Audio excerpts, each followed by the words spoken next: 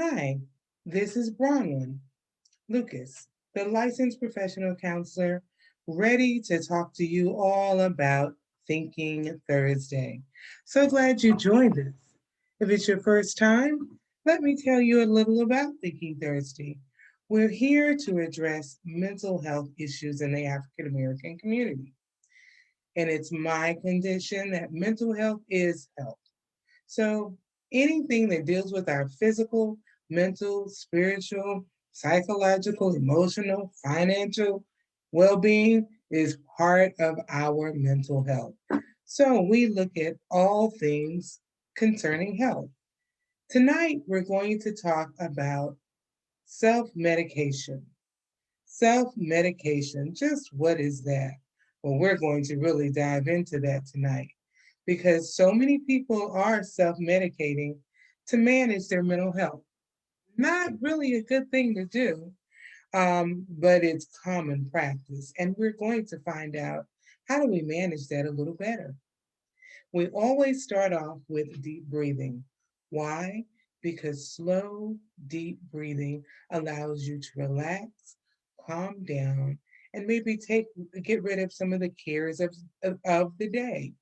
When you are in that space of deep breathing, you allow yourself to take oxygen into your brain and your body and allow you to think more clearly and to calm your body down.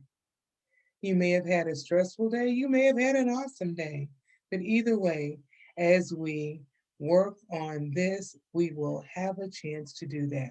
So let me give you instructions on how to deep breathe. Of course, you know how to breathe. You're watching the show, but we're talking about cleansing breaths. You're going to breathe in through your nose and out through your mouth out four, my count of four, which will be a slow count. We're going to take in 3 deep breaths. So let's try now. Breathe in, 2, 3, 4, and out. 2, 3, 4. In, 2, 3, 4. Out, 2, 3, 4. One more. In, 2, 3, 4. Out, 2, 3, 4. Hopefully that had a positive effect on you, and you can just breathe for a moment. Just be there in the moment because that's a good thing to do. As I said, tonight we will be talking about self medication. And just what is it? Well, people choose so many things to self medicate. You might choose just a little of alcohol, drugs, food, gambling, chocolate, caffeine. And someone added to my list today gaming, and we're going to talk about that. So, just what is self medication? I said yes, medication. Well, just what is it? Well, here is the official definition of one that I found. Self medicating refers to ways that individuals use drugs, alcohol, food, or other substances to manage their depression, emotional or physical pain, negative feelings, or intense emotion. And this particular medication is not under the supervision of a doctor. And in this time of COVID, we're finding more and more people find a need to self medicate. We've talked on this show before that 2020 was quite a year with COVID, the election cycle, and racial injustice and the Black Lives Matter movement really putting it to the forefront as it should be. All of these combined made for one emotionally draining year.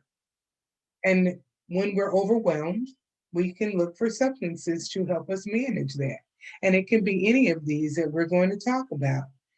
And we want to medicate. What does medication do? Medication takes care of a problem. And we are in a society that believes we have a pill for everything. Now, here's the problem, and this is a personal opinion. Here is a problem with that. I do believe that medication is necessary, so I'm not saying that. But sometimes we are so busy looking for a pill, we don't look for other answers. So I believe, as I say, when it comes to mental health medication, it is definitely needed. You will take a pill for your diabetes. You'll take a pill for your blood pressure. You'll take a pill if it's going to alleviate the symptoms of your cancer.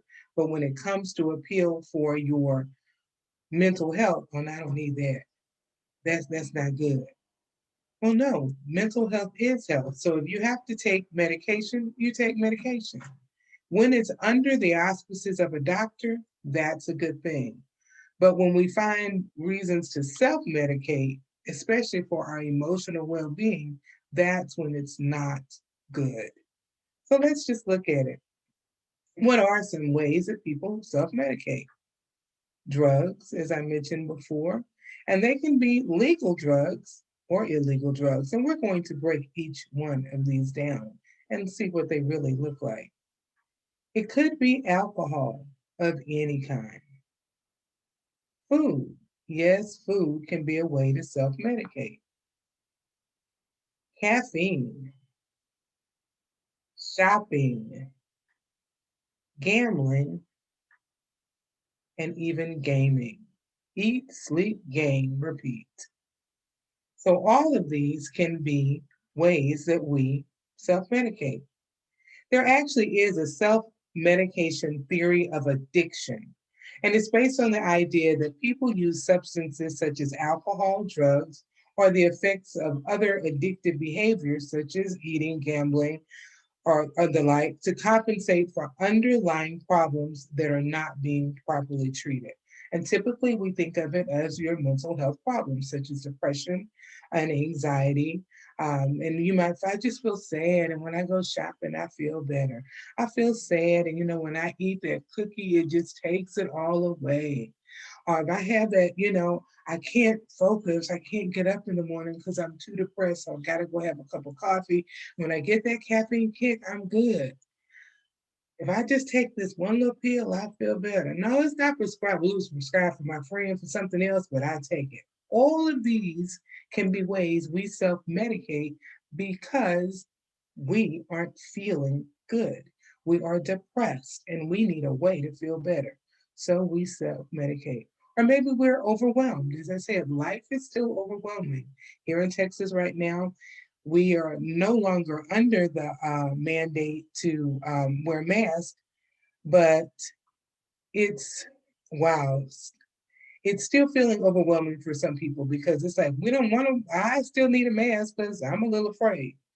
So the stress hasn't really alleviated. COVID is still with us, so it's creating some kind of stress. And we need to work on whatever that stress is. So let's just look at some of these ways we self medicate and what do they do? What do they do for us?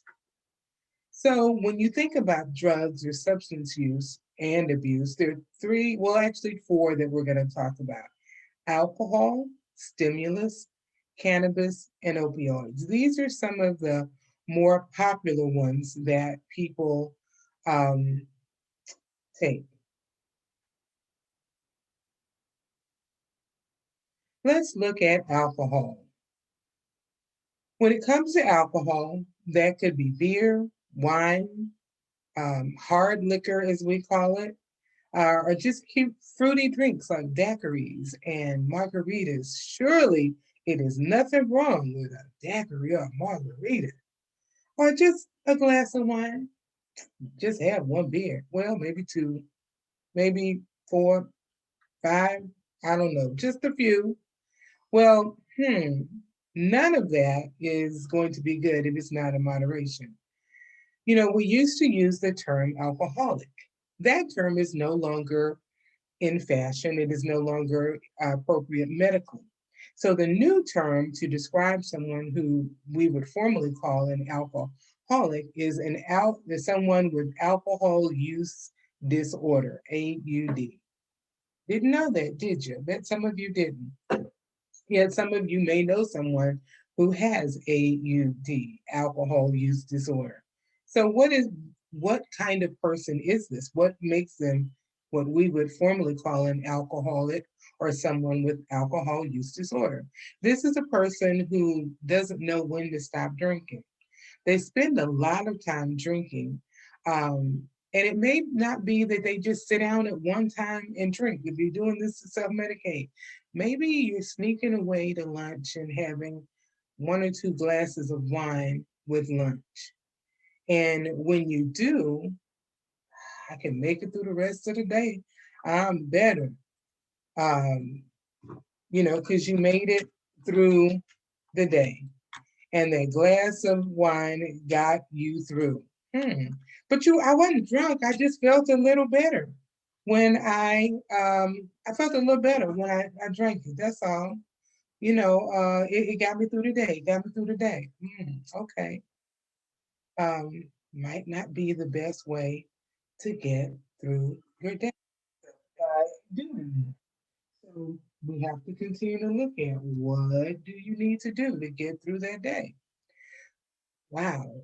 Well, so someone who has alcoholism as a problem, they're unable to moderate it. As I said, they don't know when to stop. And you may not realize the impact or may not even feel like you're intoxicated because you do it so long um, that when it's just to self medicate, you're not getting drunk. You're only doing it, I just get a little buzz. And that little buzz makes me feel better.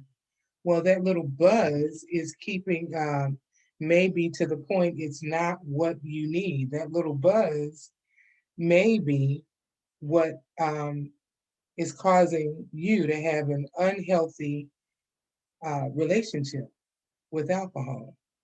Hmm. What are some other things? What about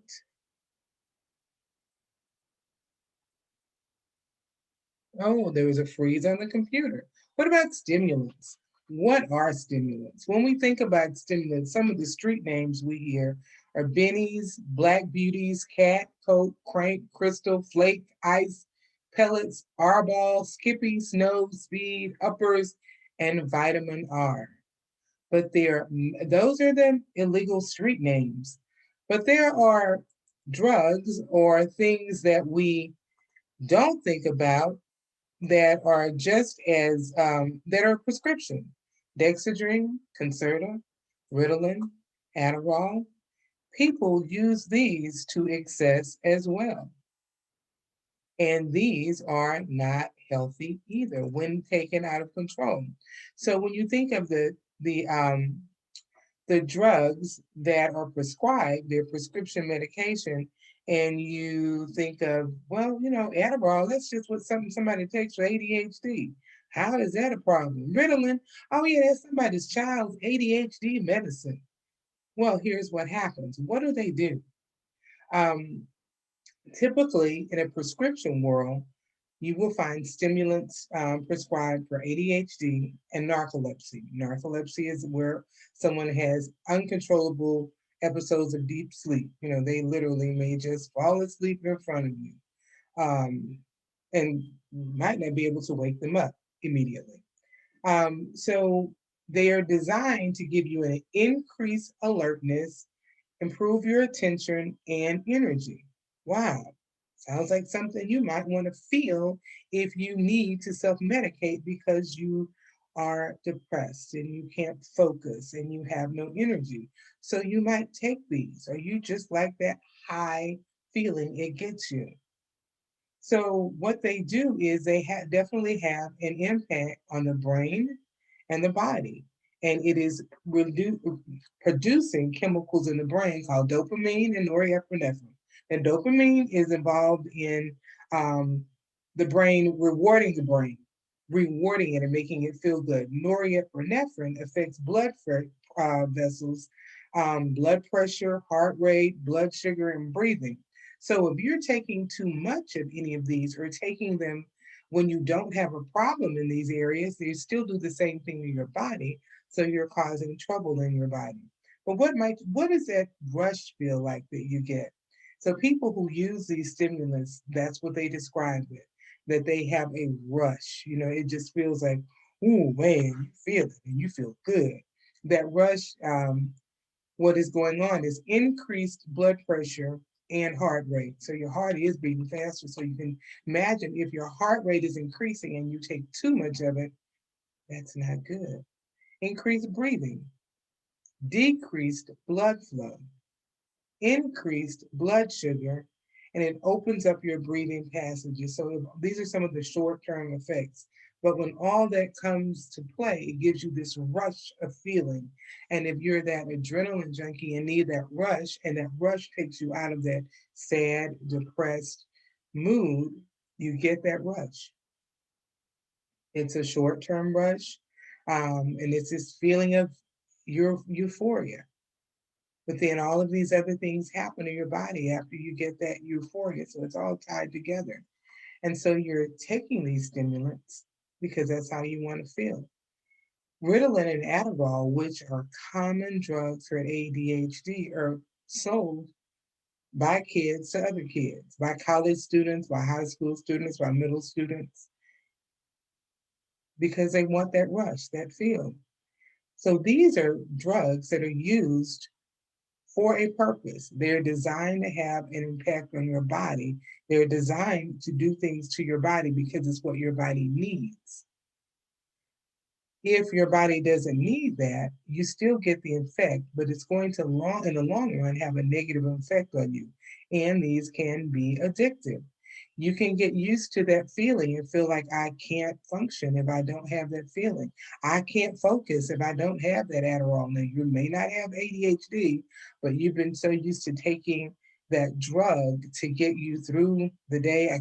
Well, I just got to take some because I got his finals coming up. So I'm going to take this, give me your Adderall so I can pass these finals.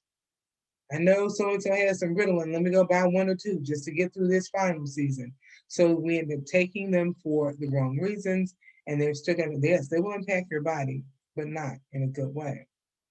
Another category of drugs is cannabis, weed, marijuana.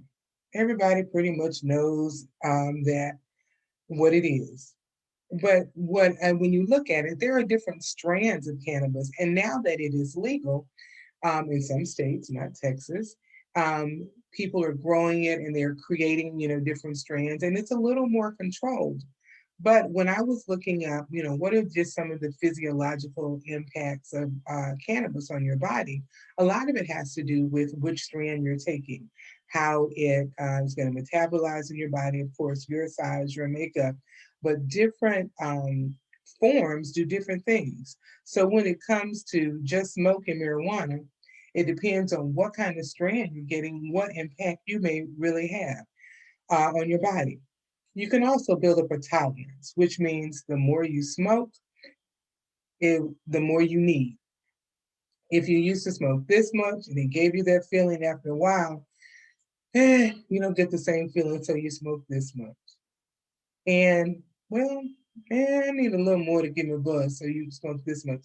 So your tolerance or the need to, you may have to smoke more just to get the same impact that you did before. That's what that tolerance means. So it's a common, probably one of the most common used drugs, which is why it's legal in some states, not legal in others. A lot of back and forth about that. And when we were talking about some of the other drugs, we looked at they do have like Adderall and all of these, they have a reason, a medical benefit. And so does cannabis. There are certain things that are definitely helped when people use medical marijuana. It's a benefit to them. However, when again you're using it to self medicate and it's not under the auspices of a doctor, not so good. Because you don't, as I said, you don't know which strand you're getting necessarily. You don't know who is mixing it for you and what they're doing to it. So when you're buying any drug as a street drug, you're not sure what you're getting. What are they lacing it with? And so you're using it to self medicate, but you may be creating other problems. But again, when you're using it to self medicate, at the time you smoke that joint, you're feeling good. You're in that place of bliss. You feel like everything is great, but then that high wears off. And when it wears off, you're back to where you were. And whatever problem you had, it's still there. And you may have another one because of your use. A couple of years ago, I had a client who they were heavy into marijuana, but it was just recreational marijuana. Yeah, we smoked probably every night, one or two, just to go to bed. And they were in a situation where they had some things going on and they had to stop. It involved some custody battles and everything, and they had to stop. One of the first things this person noticed when they said, okay, we're just going to do it. We just did it. They went cold turkey. It was some stuff going on, but they were able to just stop. And when they did, they were amazed at how much more money was in their budget. It's like, we were struggling before we stopped, but to the extent that they were smoking every day, and two people and they quit smoking, their budget was amazing. She goes, you know what? We're taking the kids on a spring break trip this year because we have more money. So some of these things you're using it to self-medicate, but it can cause other problems, which is like this circular effect. I don't have enough money, so I'm depressed. So I'm going to smoke. And I'm going to smoke because I don't have more money, but I don't have more money because I'm smoking. It's that rat on the wheel. So, just something to consider when you're trying to self medicate.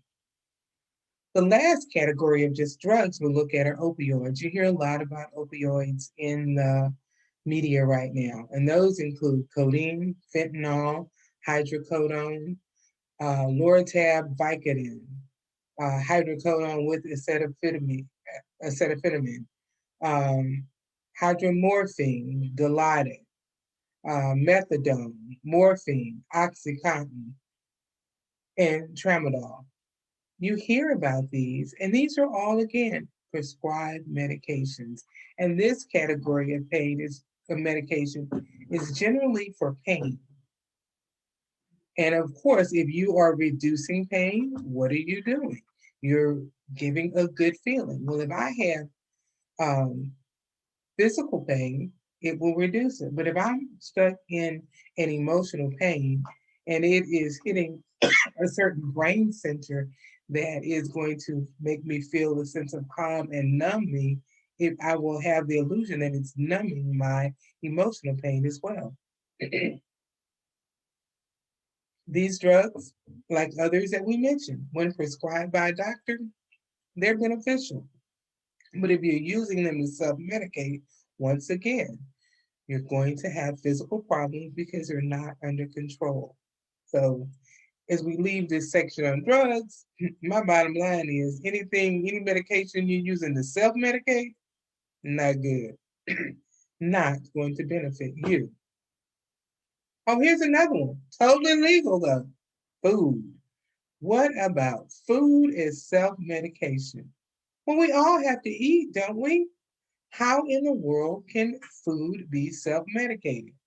Well, there was a study that said that humans might be self medicating when faced with chronic stress by eating more comfort foods that contain sugar and fat. And in the long run, the habit may dampen down the body's stress response governed by the hormone cortisol.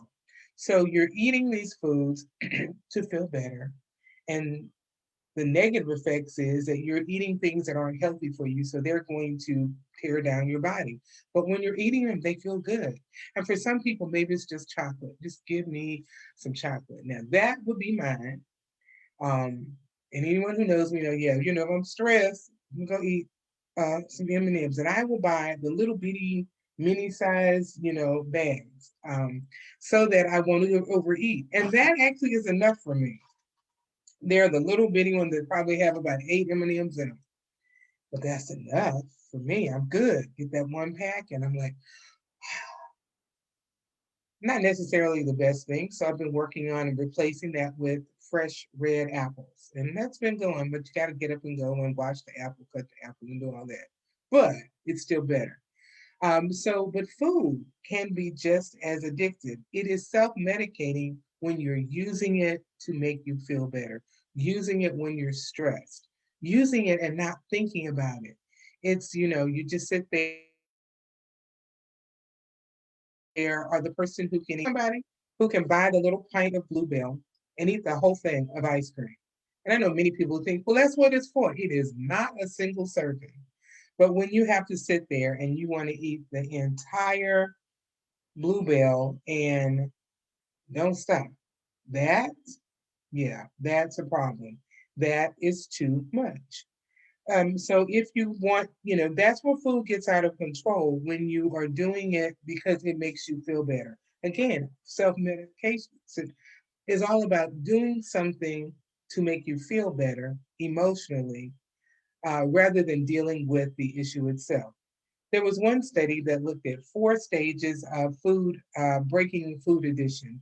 And I found this on Psych Central. I just want to give you the stages. And the first stage is resistant to change. Oh, well, now see, I really think I need to change, but I'll change tomorrow. Um, and then when you're in that stage where you're resistant, and this goes really with it was about food, but these steps can apply to any self medicating um, thing that you would use. First, you're going to resist it because it's comfortable, and we don't like change for real. And it's just a little M&Ms. It's just one glass of wine. Well, that one has gone to two. Or I only did the Ritalin one time. Well, and I'm going to try it one more time. Whatever it is, because it made me feel better. Don't you understand? I need to feel better. So anytime you're in that zone, these steps can work. So first you got to resist it because if what you are doing makes you feel better, why do you want to stop? Even if it is unhealthy, you feel better. Then you make little begrudging attempts, they called it.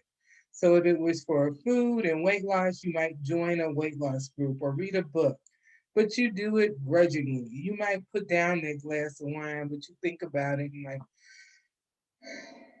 okay, I'm not drinking. Okay, I'm not going to eat it. Let me go do this. So you're doing it half heartedly, but even the half hearted doing is better than not doing it all because what happens is at first you may do something grudgingly but you need to do it and you're making a change. And so I always say reward yourself that the fact that you did do it. You did say, I don't need it, I'm not gonna do it, but I really want to. And maybe the next day you fall off that wagon, whatever wagon it is, but you made it through one day and you start over. The third step they described as you get surprised because you enjoyed it. When it comes to food, you know what? I had some hot cereal today. I had oatmeal because it was healthier for me, and I didn't have pancakes, bacon, eggs, and fried fish and grits. I just had a bowl of oatmeal, and I've done that for 3 or 4 days, and it feels good. It tastes good. So you begin as you want to make this change, feeling better. The last stage they described was the new way just becomes comfortable. And related to food, you can change your eating habits and you get used to them. Does it mean you can never have those other things that made you feel good? No. We'll talk about that moderation before we end. The next thing I want to look at under food, though, is caffeine. Now, caffeine is actually a stimulant, and it stimulates the nervous system and acts as an antidepressant by elevating serotonin and dopamine. And we talked about those brain chemicals that make you feel better. Caffeine actually does that. How much caffeine should we consume? Caffeine's not bad, it's the overconsumption of it. You consume more than 4 cups of, if you consume more than 4 cups of caffeinated beverages a day, that's your coffee, your tea, your soda, your diet soda. If you are consuming more than 4 of those in a day, going. If you're the person who wakes up in the morning and needs that boost of caffeine, I feel better when I drink it. I was so down, so sad, so depressed. So I just, that drink of Coke, that Pepsi, that just kicks it in for me. I just feel better when I drink it. Um, that's self-medicating. And so sometimes we're self-medicating and maybe we don't even realize it. But yeah, when that caffeine makes you feel better, that's what's going on. So caffeine, though, can also heighten your anxiety over time because it's such a stimulant that it can stimulate you, and some people are jittery when they drink too much caffeine. Um, One way to find out if caffeine, if you're doing too much, stop drinking it. And after the first week, if you're really addicted to the caffeine, you might have headaches, you might really feel bad. So you work your way through that. And then you begin to see, where is your depression without the caffeine? Is it making it better or worse? Are you less jittery? But with any of these substances or things you're doing, when you stop doing it, how do you feel? What effect does it have on you? The last two I want to mention, and one is gambling. Yeah, we don't think of gambling as self medicating, but I'm bringing up the last couple of things just to look at in terms of anything that you're doing to take away those negative feelings of depression, anxiety, sadness, being overwhelmed with life. If you're doing it, it can be a form of self medication. We don't think about it, but that's why I wanted to bring that up. Maybe you're a gambler. Um, and maybe you just want to go and do a little gambling um, because it makes you feel better.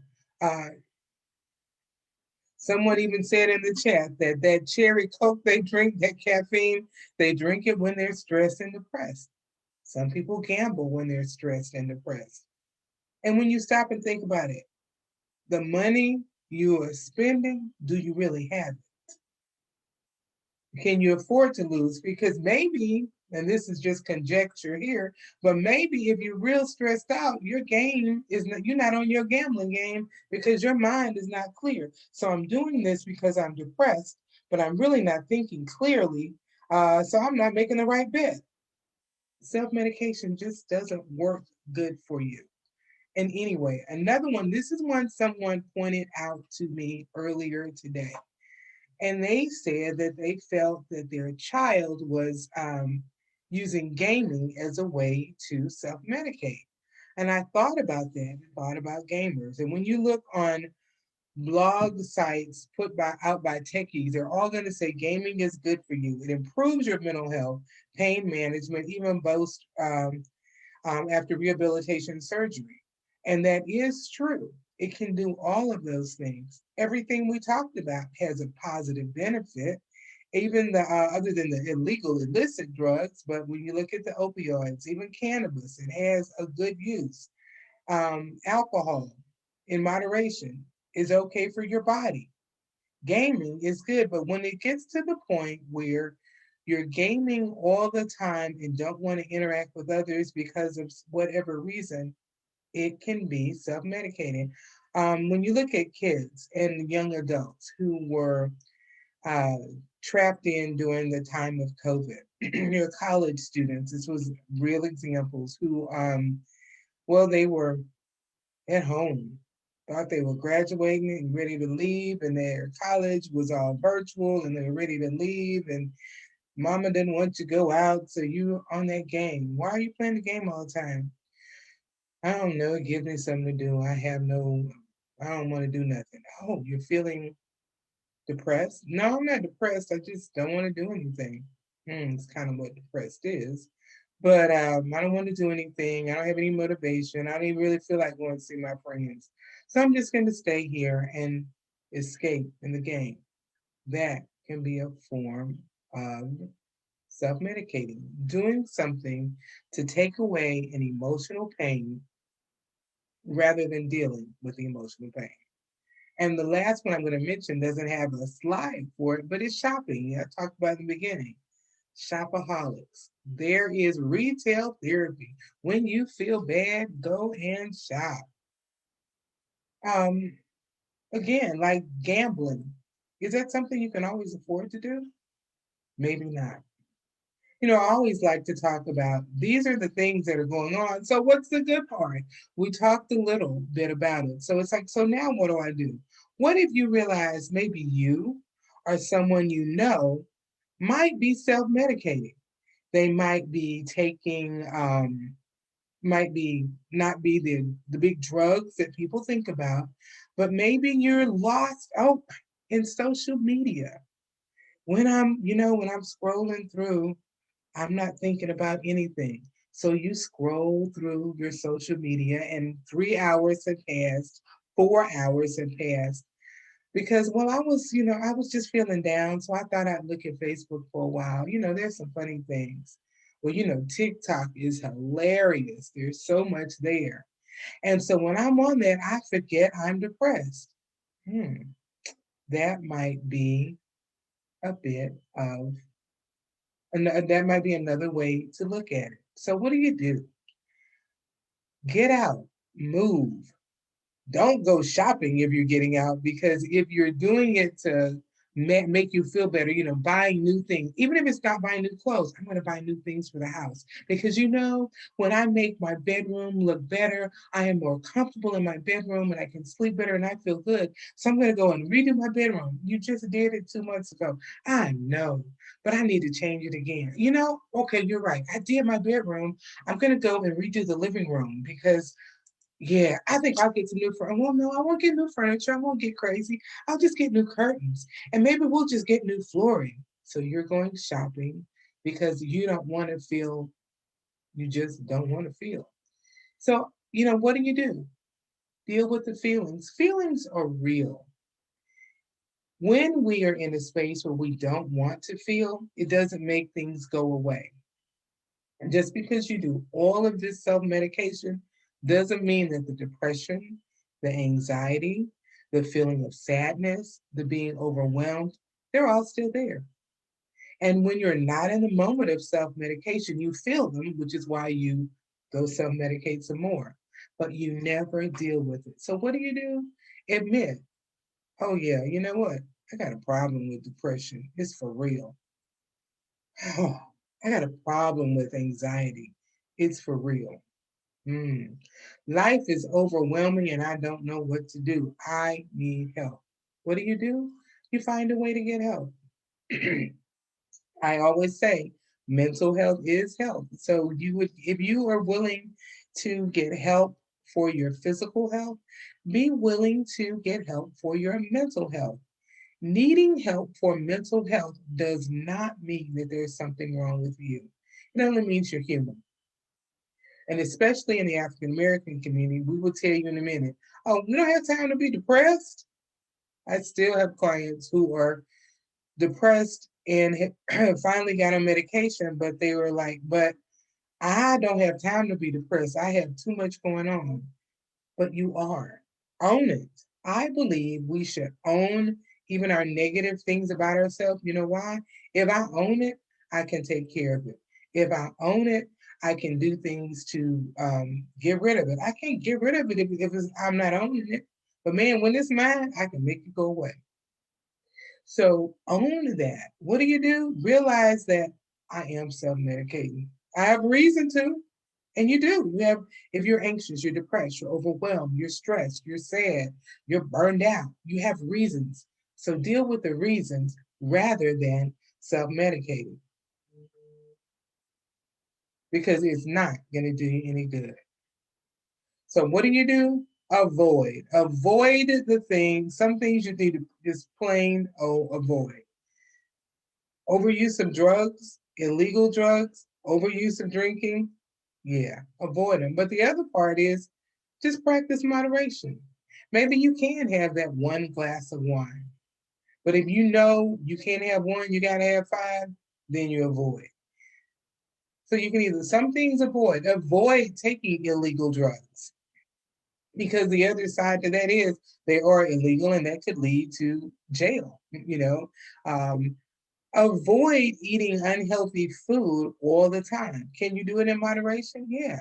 So I can have that mini pack of, and it's like really tiny, fun size is what it's called. The fun size pack of M&Ms because it literally only contains about 8. So practice moderation, and then you can maybe work your way till it's totally gone. You can think about those 4 steps where you just do it, even if you're doing it begrudgingly. I really don't want to change, but okay, I'm going to do it. And you work on it. And after when you keep, okay, I'm doing it. You know what? I kind of like this. It is better. And pretty soon it's like, oh, this is easy. This is good. So practice moderation or practice slowly doing it, slowly making that change. You don't have to do it overnight.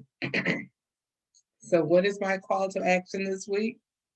Breathe, relax, take care of yourself, and don't self medicate. Number two, practice moderation. You can do some of those same things that you like, but do it in moderation. Understand that, okay, I can't change and do too much too fast. You're right, don't have to. Practice moderation. Get help. Talk to someone else. Have a friend that will help you in that same space. And my last two are going to be the same for a long time. Stay politically aware. We live in a crazy society. 2020 proved that to us. So you need to be aware of what's going on politically in your city, your county, your state, your country. Be aware. Be an educated voter. Vote, vote, vote. Whenever there's an opportunity to vote, you be the one to get out there and vote. And we're still in a time where COVID is a part of our lives. It's not over. So I want to say to you, mask up because wearing is caring. I care enough about you to mask up. I care enough about myself to mask up. So wearing is caring. That is actually the mask that I wear says that. Wearing is caring. So I am Bronwyn Lucas with Able Counseling and Consulting, where we affirm, build, lead, and empower you.